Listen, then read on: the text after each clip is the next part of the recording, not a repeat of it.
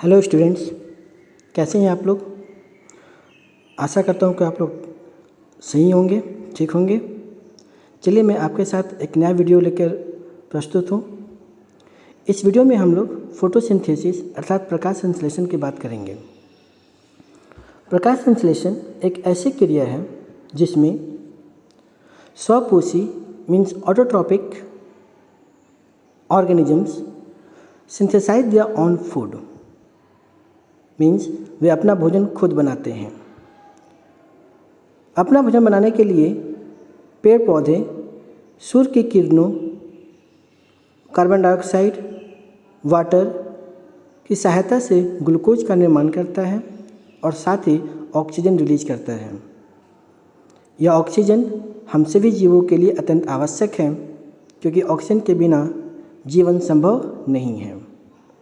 अर्थात सिंथेसिस एक अत्यंत ही महत्वपूर्ण प्रोसेस है। फोटोसिंथेसिस एक बायोलॉजिकल प्रोसेस है जो पेड़ों में होता है। पेड़ इस फोटोसिंथेसिस की सहायता से अपना भोजन स्वयं बनाते हैं। प्रकाश संश्लेषण में कार्बन डाइऑक्साइड और पानी ग्लूकोज में बदलता है और ऑक्सीजन देता है। यह प्रक्रिया सूर्य की किरणें एवं क्लोरोफिल की उपस्थिति में होता है।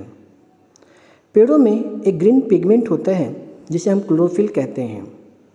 यह क्लोरोफिल मेसोफिल्स के क्लोरोप्लास्ट में होता है। क्लोरोप्लास्ट में थैलाकोइड्स होते हैं। इसी थैलाकोइड्स के किनारों पर क्लोरोफिल उपस्थित होता है। प्रकाश संश्लेषण के लिए पेड़ कार्बन डाइऑक्साइड एटमॉस्फेयर से स्टोमाटा के द्वारा ऑब्जर्व करता है और वाटर ज़मीन से मीन्स सॉइल से रूट हेयर्स के थ्रू एब्जॉर्व करता है। एक ग्लूकोज बनने के लिए 6 molecules carbon dioxide, 6 molecule water की आवश्यकता होती है। साथ ही यह 6 मॉलिक्यूल ऑक्सीजन रिलीज करता है फोटोसिंथेसिस के बाद। अब हम बात करेंगे स्टोमाटा, जिसके द्वारा प्लांट कार्बन डाइऑक्साइड को अवशोषित करता है। स्टोमाटा एक बहुत ही छोटा सा टीनी ओपनिंग्स होता है जो लिप्स पर प्रेजेंट होते हैं। लिप्स के डॉर्सल साइड में स्टोमाटा की संख्या अधिक होती है क्योंकि स्टोमाटा डायरेक्ट सनलाइट की उपस्थिति में टूट जाता है, डिस्ट्रॉयड हो जाता है। इसलिए निचले हिस्से में स्टोमाटा की संख्या अधिक होती है। स्टोमाटा दिन के समय में ओपन रहता है जिसके द्वारा कार्बन डाइऑक्साइड एब्जॉर्ब होता है। यह स्टोमाटा रात्रि के समय बंद हो जाता है।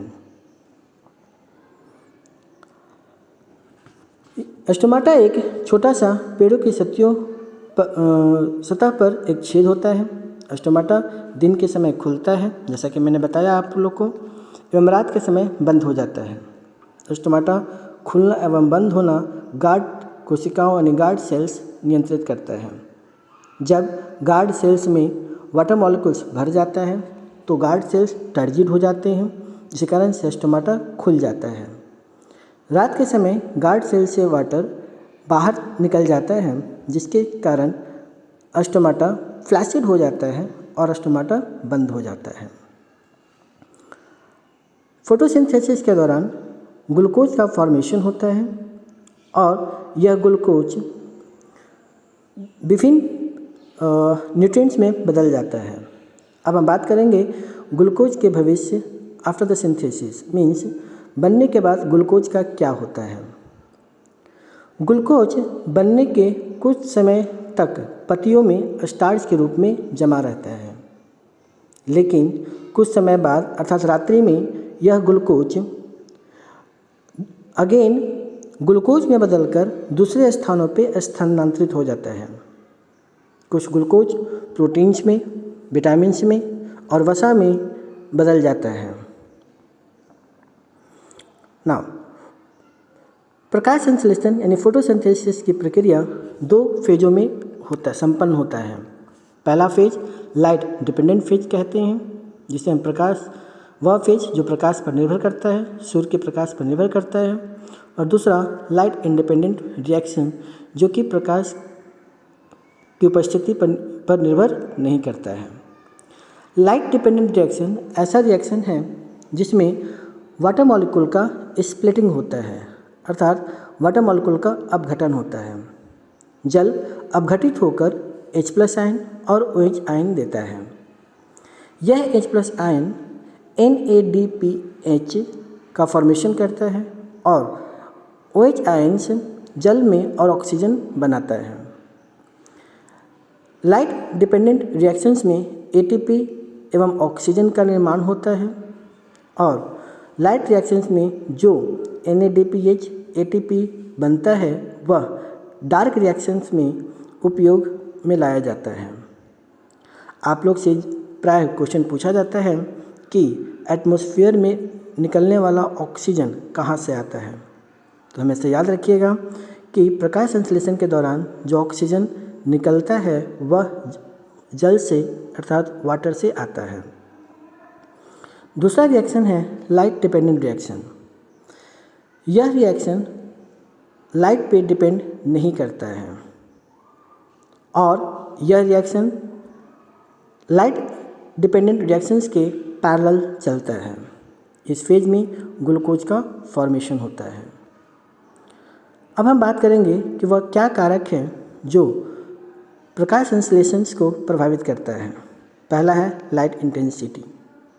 यदि लाइट इंटेंसिटी बढ़ता है तो प्रकाश संश्लेषण यानी फोटोसिंथेसिस भी बढ़ेगा, लेकिन एक लिमिट तक। उस लिमिट पर यदि हम कार्बन डाइऑक्साइड की मात्रा 0.05% कर दें तो फिर से रेट ऑफ रिएक्शन बढ़ने लगता है। दूसरा है टेम्परेचर यानी तापमान बढ़ाने से फोटोसिंथेसिस का दर बढ़ता है, लेकिन मैक्सिमम फोटोसिंथेसिस 35 डिग्री सेंटीग्रेड पे होता है। 40 डिग्री सेंटीग्रेड के ऊपर फिर से फोटोसिंथेसिस का दर घटने लगता है और 45 डिग्री के ऊपर एकदम बंद हो जाता है, क्योंकि इतने तापमान पर स्टोमाटा और क्लोरोफिल दोनों ही डिस्ट्रॉयड हो जाते हैं। लेकिन निम्न तापमान पर प्रत्येक 10 डिग्री के बढ़ने पर फोटोसिंथेसिस का दर दुगना हो जाता है। मतलब कि यदि 5 डिग्री सेंटीग्रेड से हम 15 डिग्री सेंटीग्रेड कर दें तो फोटोसिंथेसिस का दर दुगना हो जाएगा। 15 से 25 कर दें तो भी दुगना हो जाएगा। 25 से यदि हम 35 कर दें तो भी फोटोसिंथेसिस का दर दुगना हो जाएगा। लेकिन यदि हम 35 के ऊपर जाते हैं तो again rate of photosynthesis decrease करने लगता है। अगला है वाटर कंटेंट अर्थात जल की मात्रा। वाटर कंटेंट फोटोसिंथेसिस के लिए इम्पॉर्टेंट है, क्योंकि लाइट डिपेंडेंट फेज में वाटर का ही स्प्लिटिंग होता है, लेकिन पेड़ जितना ऑक्सीजन एब्जॉर्ब करता है उसका मात्र 1% ही फोटोसिंथेसिस के में उपयोग में लाया जाता है। बाकी ट्रांसपिरेशन के कारण इवापोरेट हो जाता है। अंतिम फैक्टर है क्लोरोफिल। क्लोरोफिल हम सभी जानते हैं कि सोलर एनर्जी को ट्रैप करता है, इसलिए क्लोरोफिल अत्यंत आवश्यक है। इसलिए यदि पेड़ों में न्यूट्रिएंट्स की कमी होता है तो क्लोरोफिल का फॉर्मेशन अफेक्टेड होता है। इस कारण से फोटोसिंथेसिस का रेट डिक्रीज करने लगता है। इसलिए हमें पेड़ों को पर्याप्त मात्रा में पोषण देना चाहिए ताकि क्लोरोफिल की कोई कमी ना हो। क्लोरोफिल के साथ साथ दूसरे न्यूट्रिएंट्स भी सफिशिएंट अमाउंट में पेड़ों को मिलना चाहिए ताकि पेड़ों का सही रूप से विकास हो सके। तो इस वीडियो में इतना ही, मिलते हैं अगले वीडियो में। Thank you.